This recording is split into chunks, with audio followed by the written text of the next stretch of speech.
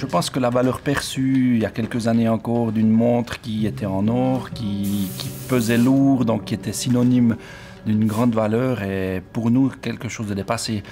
La vraie valeur d'une montre pour nous est plutôt son confort au porté. Il est vrai que la particularité de nos mouvements, c'est d'avoir un maximum de platine ou de pont en titane.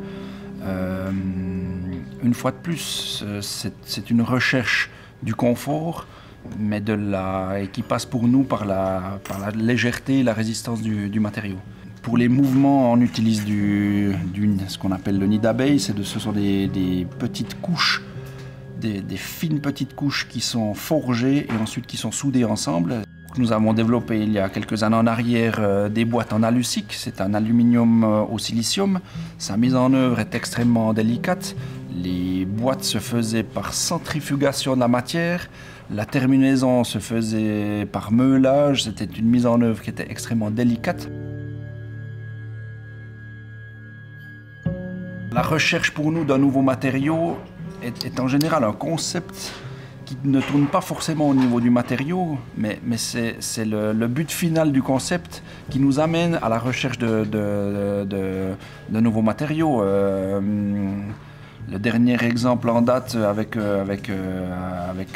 notre tennisman, le concept était de dire ok, il nous faut une montre pour un tennisman qui soit la plus légère possible, la plus résistante possible. Vous pouvez bien vous imaginer que pendant un match de tennis, cette montre subit énormément de chocs, mais aussi beaucoup de jets en termes de mouvement. Donc on a dû trouver des matériaux tels que l'aluminium lithium pour le mouvement, qui sont des matériaux qui sont très résistants, mais en même temps extrêmement légers. La boîte est en nanotube de carbone, afin d'arriver vraiment dans le concept fini d'une montre qui pèse 20 grammes, bracelet, boucle compris.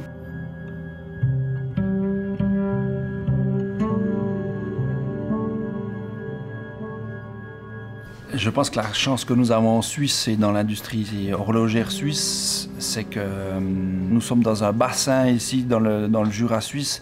Nous sommes dans le bassin de l'horlogerie, nous sommes dans le bassin de recherche aussi de matériaux. Je pense que c'est très intéressant de pouvoir participer aussi à l'évolution de l'horlogerie dans ces recherches de matériaux.